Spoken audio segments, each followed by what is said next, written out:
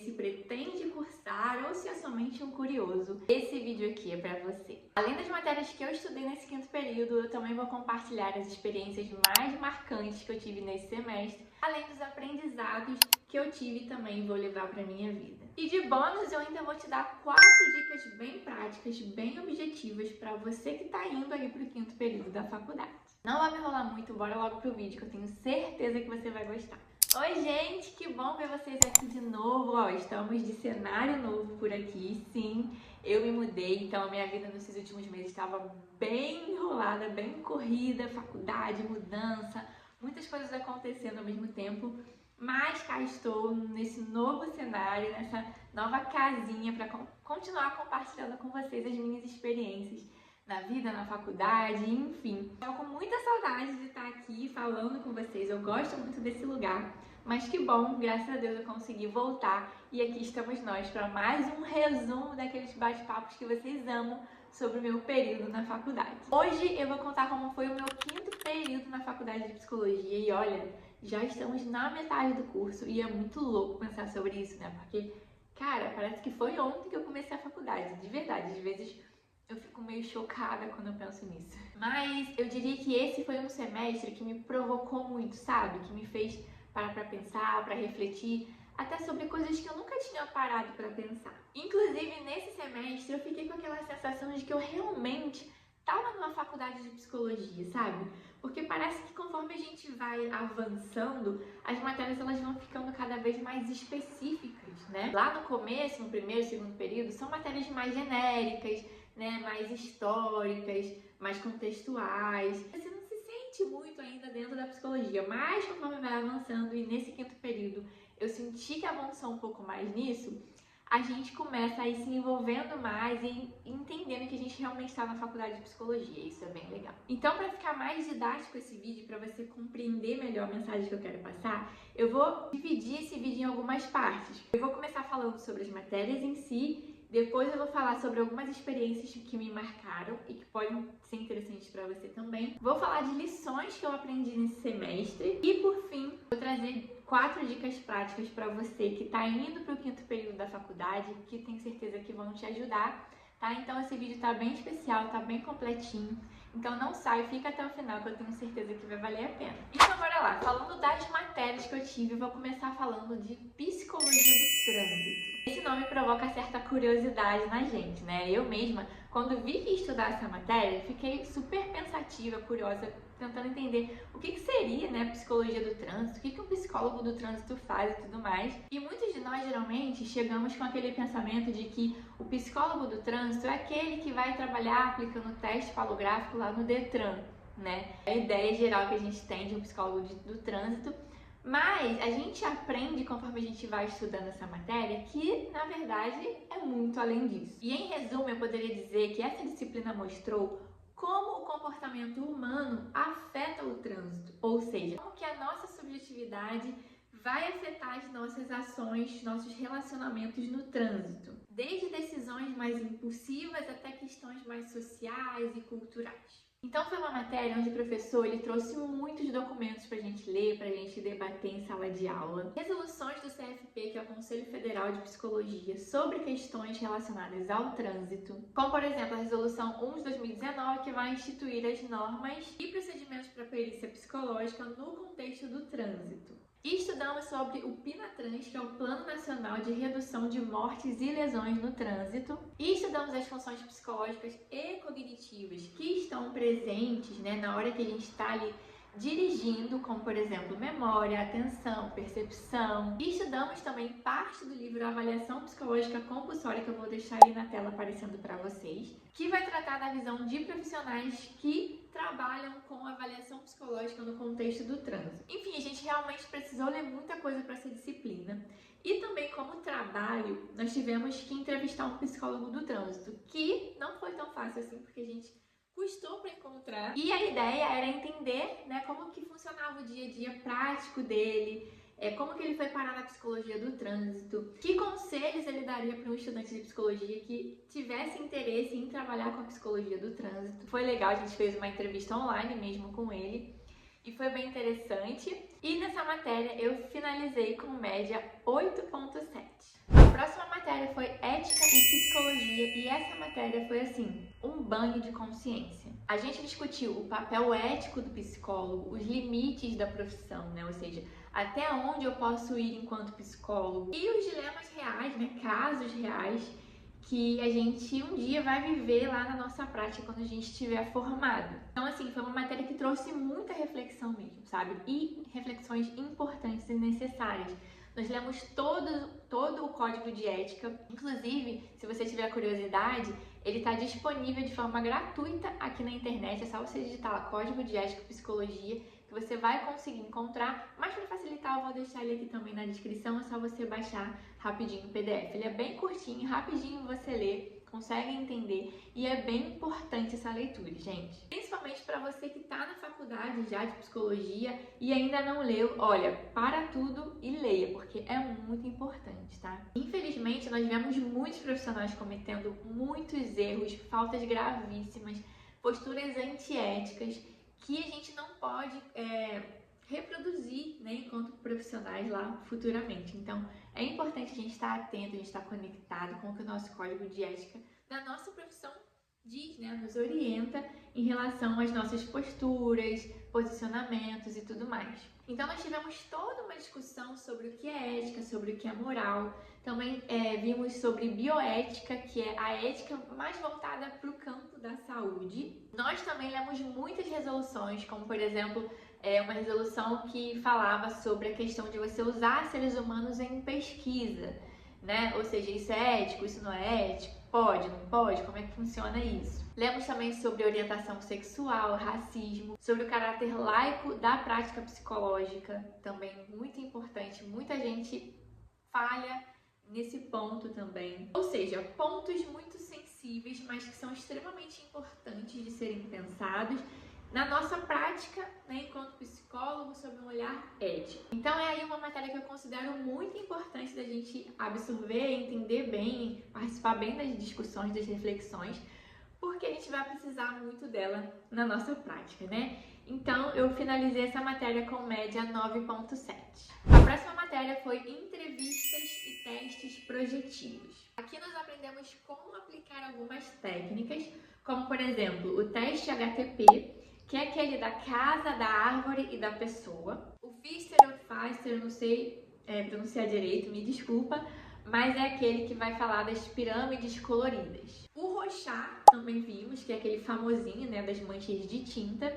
E por fim o teste palográfico. Mas antes de entrar nos testes em si, na aplicação dos testes, a gente viu, né, sobre os fundamentos desses testes projetivos, expressivos, na avaliação da personalidade. Qual é a diferença de uma técnica projetiva para uma técnica expressiva? Resumidamente, as técnicas projetivas, ela vai estar mais interessada nos padrões de respostas verbais daquela pessoa, enquanto que nas expressivas a gente vai estar olhando mais interessado para as respostas gráficas dessa pessoa. Falamos também sobre a entrevista lúdica diagnóstica, que é uma abordagem essencial na avaliação infantil, né? A avaliação psicológica infantil. Vimos como que funciona essa questão da entrevista lúdica, né? Sobre a perspectiva psicanalítica, comportamentalista e cognitivista. E quais seriam as estratégias, né, para cada uma dessas abordagens. E depois de toda essa parte mais teórica, a gente entrou mesmo na aplicação dos testes, né? O professor trouxe esses testes que eu citei para a gente ter essa experiência. E o que eu achei mais legal nessa matéria foi justamente isso, a gente ter tido a experiência. Porque uma coisa é você aplicar um teste em uma pessoa, se você não aplicou antes, você não sabe exatamente as emoções que suscitam, os pensamentos, como que foi para você participar dessa experiência, né? O que veio à tona para você, como que você se sentiu, enfim. É diferente quando você tem experiência e quando você aplica algo que você nunca viveu, você não sabe o que acontece, né? Então, eu achei bem interessante por conta disso, pela gente ter a experiência de uma aplicação, de saber como que funciona ali na prática, né? E isso vai trazer essa bagagem pra gente, um olhar mais sensível na hora de olhar os resultados, na hora de interpretar os resultados, né, junto ali com a pessoa. E na prova dessa matéria, basicamente, o professor colocou vários estudos de caso para a gente conseguir identificar e dizer como que a gente corrigiria, interpretaria aqueles testes, né? De acordo com toda essa bagagem teórica que a gente foi estudando no decorrer da disciplina. Então eu achei muito interessante e eu finalizei essa matéria aí com média 8. Parei para beber uma água, que a garganta já estava aqui gritando, e aproveitei para acender a minha lindíssima luminária ali atrás, gente. Ai, eu tô encantada, gente, tô encantada, de verdade, olha, é muito linda, falar a verdade. Mas enfim, voltando aqui. A próxima matéria que eu tive foi Base da Psicologia Positiva. E essa matéria, gente, foi assim um respiro no meio desse semestre. Estudamos o que é a psicologia positiva e entendemos que ela é uma clínica, ou seja, ela não tem uma teoria por trás, assim como, por exemplo, a psicanálise ou a psicologia comportamentalista, por exemplo. O que ela vai fazer é unir conceitos da cognitiva com o humanismo. Então a ideia é falar sobre crescimento, sobre bem-estar. Então a gente estudou muito sobre emoções positivas, sobre forças de caráter e como que a gente pode promover bem-estar de forma prática e baseada em ciência. Eu gostei muito porque eu gosto desse olhar mais positivista em relação ao ser humano, sabe? Desse olhar para além do que está ruim, sabe? Não que a gente negue o diagnóstico, não que a gente negue a doença, não é isso, né? Mas é entender que apesar daquele diagnóstico, apesar daquela limitação, né? O ser humano ele tem potencial para ir além. Isso me chama muito a atenção e não é à toa que eu me identifico muito com a logoterapia, que na sua tese central vai dizer que é possível encontrar um sentido apesar da dor, apesar do sofrimento da vida. Então é algo que eu particularmente me identifico muito, então eu me senti muito à vontade com essa matéria, eu gostei muito. Inclusive, eu fiquei muito feliz porque a professora trouxe vários artigos sobre logoterapia pra gente discutir, debater, né? E eu não acreditei que aquilo estava acontecendo, porque nem toda faculdade a gente vê logoterapia, né? Não é tão fácil você encontrar. E quando a professora trouxe, eu fiquei, tipo, muito, muito feliz mesmo. Inclusive, tive a oportunidade de apresentar um desses textos para a turma, falar um pouquinho sobre a logoterapia, e eu me senti muito à vontade, muito em paz, sabe? Em estar fazendo aquilo, em estar apresentando aquilo para a turma. Então, foi para mim uma experiência muito legal. Como base, usamos o livro Psicoterapia Positiva, Manual do Terapeuta. Eu vou deixar ele aí em algum lugar na tela para vocês verem. E esse livro é legal porque ele vai trazendo na prática sessões de como que funciona essa psicologia positiva. Isso eu achei bem interessante. Inclusive, no final do livro, ele traz um monte de práticas de relaxamento, que também é algo que faz parte muito da psicologia positiva, né? Da psicoterapia positiva, ou melhor dizendo. Que ela sempre começa com sessões de relaxamento, você faz ali os exercícios, você vai, né, tratando ali da pessoa naquela sessão e no final você fecha também com exercício de relaxamento. Então ele traz várias opções de técnicas de relaxamento que você pode usar com o seu cliente. Essa abordagem, ela vai trabalhar vários temas, como por exemplo, resiliência, capacidade de se perdoar, gratidão. Então a gente trabalha muito com diários de gratidão durante as sessões. Então assim, eu achei bem interessante, me trouxe vários insights, sabe? Não é algo que eu gostaria, digamos assim, de seguir 100%, mas eu consegui visualizar coisas dentro da psicologia positiva que eu conseguiria pegar para aplicar com o meu cliente, né, dentro da minha abordagem. Então, assim, eu achei bem interessante. E aí, mais pro final da disciplina, a gente estudou também um pouquinho sobre como que funciona esse olhar da psicologia positiva aplicada aos contextos de educação, também a psicologia organizacional, como que funciona esse olhar da psicologia positiva nas organizações. Né? Eu achei também bem interessante para a gente refletir. Eu gostei bastante dessa matéria e finalizei com média 9. Chegamos às duas últimas disciplinas que eu acho que poderia dizer que foram as duas que eu mais gostei, assim, desse semestre. Tirando a psicologia positiva, essas duas também me tocaram de um jeito especial esse semestre. Foi a quinta, intervenções psicológicas em TEA e pessoas com deficiência. Essa matéria, gente, mexeu muito comigo. estudar sobre o transtorno do espectro autista e pessoas com deficiência, além de me ajudar a avançar com conhecimentos técnicos, também me despertou um olhar mais sensível em relação a essas pessoas, sabe? Essa disciplina, gente, foi incrível. E o professor também foi maravilhoso. A turma toda, você via nas pessoas, né? Ficava encantada quando chegava o dia dessa matéria. Sim, isso faz total diferença, gente. Eu sempre digo isso.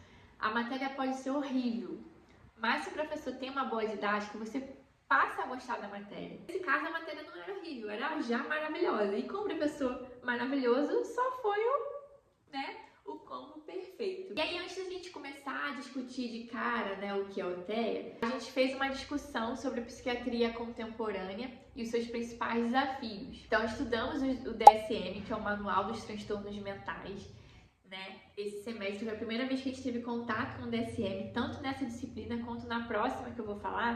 A gente também estudou o DSM e foi bem legal. E a gente foi vendo, discutindo como que foi acontecendo essa evolução do DSM, que começou lá com o DSM-1 e hoje está na sua versão do DSM-5, que é a última versão que lançou até agora. Então, o que a gente viu? Que houve uma mudança drástica de perspectiva, que antes, no 1 e no 2, era muito mais uma visão psicodinâmica, mais próxima ali da psicanálise. E aí, quando chega no DSM-3, começa já a ter uma mudança bem perceptível, que vai caminhando para uma perspectiva muito mais biológica, muito mais cognitivista. E entramos também na discussão sobre a criação de diagnósticos, como que isso era feito, como que isso foi construído. E refletimos muito sobre o processo de medicalização.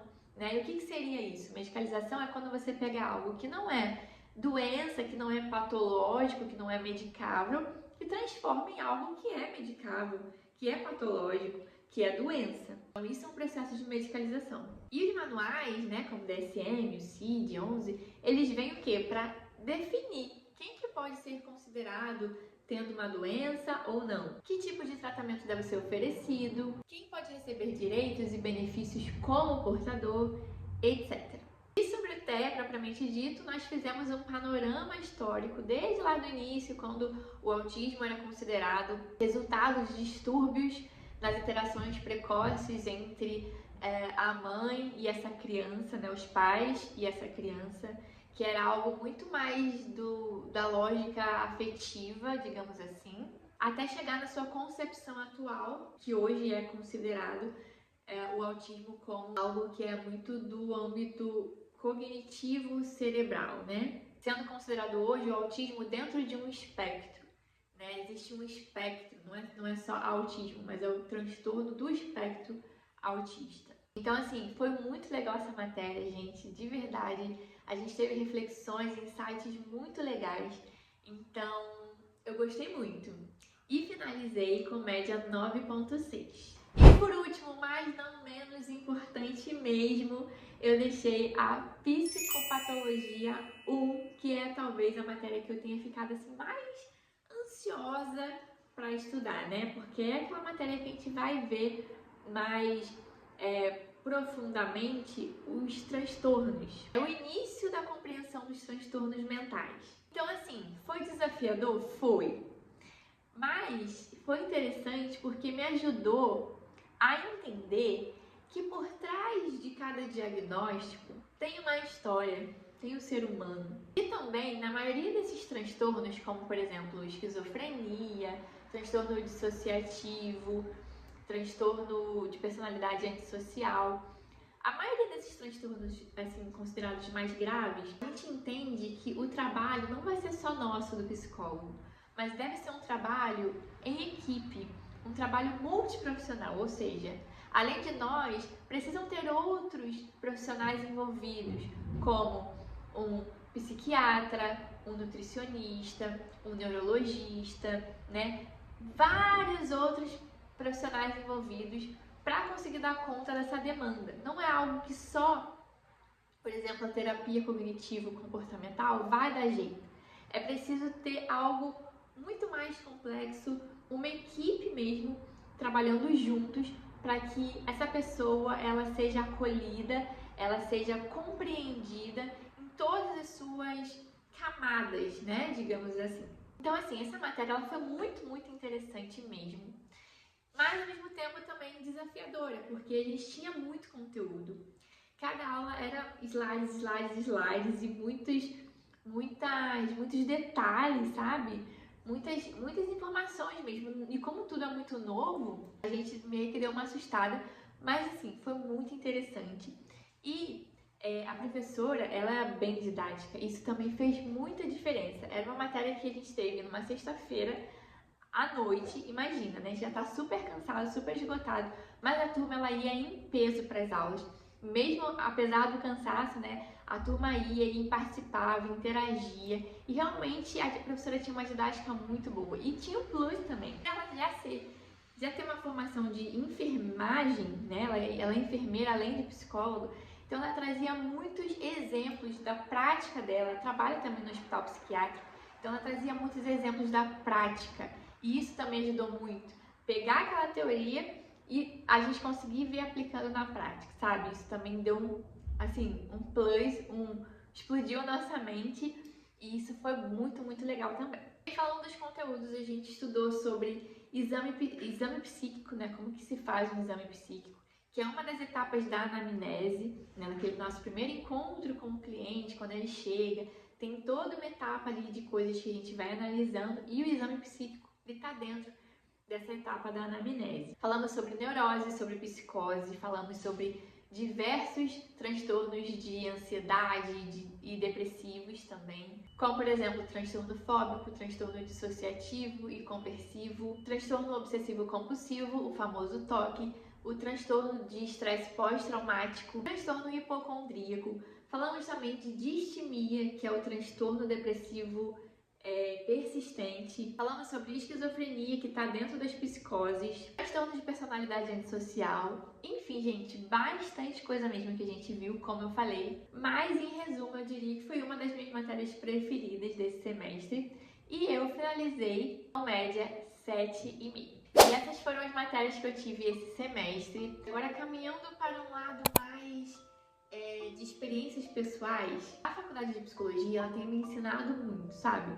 Não só em relação a conteúdos técnicos mesmo da minha área, mas eu diria talvez principalmente que ela tem me feito crescer enquanto ser humano, sabe? Em especial nesse semestre, as nossas reflexões sobre ética me fizeram repensar algumas posturas minhas mesmo, próprias, né? Que eu já tinha, enfim, me fizeram refletir e pensar muito sobre. Também as aulas sobre TEA e pessoas com deficiência me tocaram também de um jeito único. Principalmente a parte onde a gente falou sobre medicalização da vida. Isso daria um vídeo inteiro, sabe? Só sobre esse tema. Mas isso me tocou assim num lugar de uma forma diferente. E com certeza é algo que eu vou levar para minha prática clínica, com certeza. Me lembrar, né, que antes de qualquer coisa, aquela pessoa que está diante de mim é um ser humano. Quero ajudar essa pessoa a encontrar caminhos que não necessariamente remédios, que não necessariamente alencar aquilo que ela tenha como algo, como uma doença, onde ela vista aquela roupa, né, e que ela se considere como sendo aquela doença, aquele diagnóstico, né, porque ela não é, ela é um ser humano antes de qualquer coisa.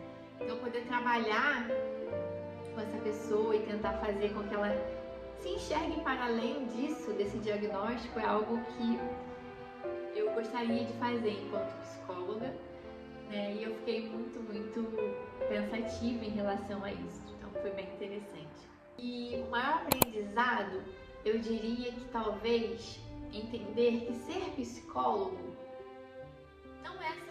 não é sobre saber tudo, mas é sobre estar presente, sabe? Sobre estar disposta a ouvir, continuamente aberta a aprender, né? Porque o psicólogo, ele não é aquele que vai ficar só com aquele conteúdo que ele aprendeu na faculdade, né?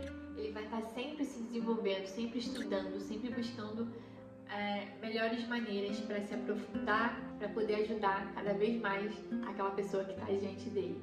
Então é algo que a gente vai levar para a vida, né? A gente vai estudar a vida toda, a gente vai se empenhar durante toda a nossa trajetória porque vale a pena no final, né? A gente poder sair com aquela sensação de que ajudamos de alguma forma alguém, sabe? É algo que pra mim é valioso demais, eu quero isso, poder viver isso e ser isso na vida de alguém.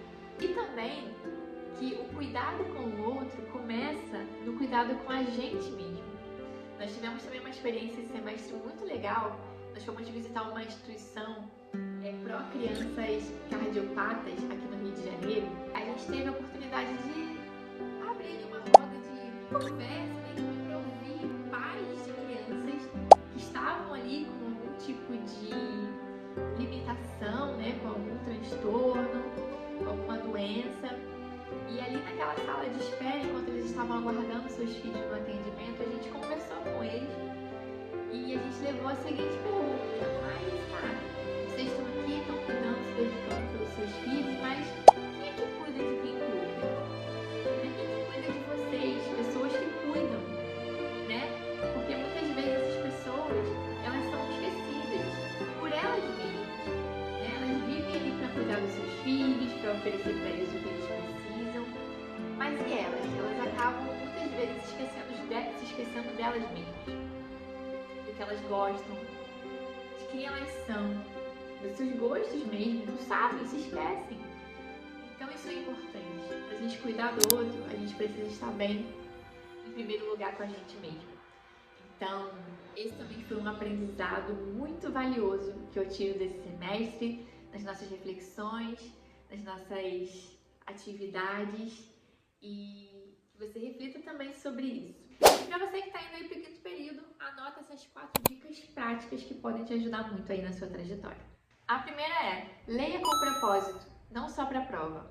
Tudo que você está aprendendo na faculdade vai ser para você aplicar enquanto profissional quando sair da sua faculdade. Então, não cole, não faça de qualquer jeito, não leia de qualquer jeito, mas busque em cada leitura que você for fazer um propósito. Lembre que aquilo ali vai ser útil para você na sua jornada enquanto profissional. Então, busque propósito em cada coisa que você faz dentro da faculdade. A segunda dica é: não tenha medo dos testes projetivos. Eles são só ferramentas, não são monstros.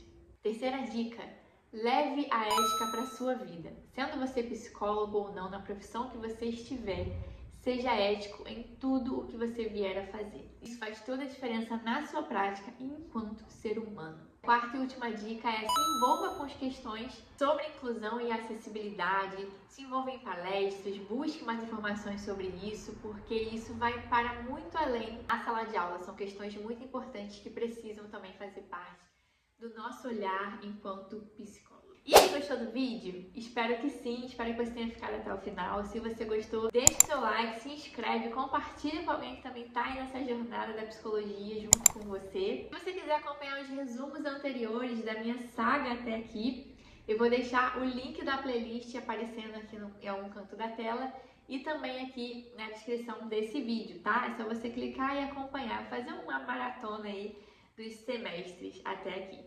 E me conta aqui nos comentários qual matéria que mais marcou o seu quinto semestre, ou se você ficou com alguma dúvida de alguma coisa, coloca aqui também que eu vou ajudar você, tá bom? É isso, eu te espero no próximo vídeo. Um super beijo e até lá!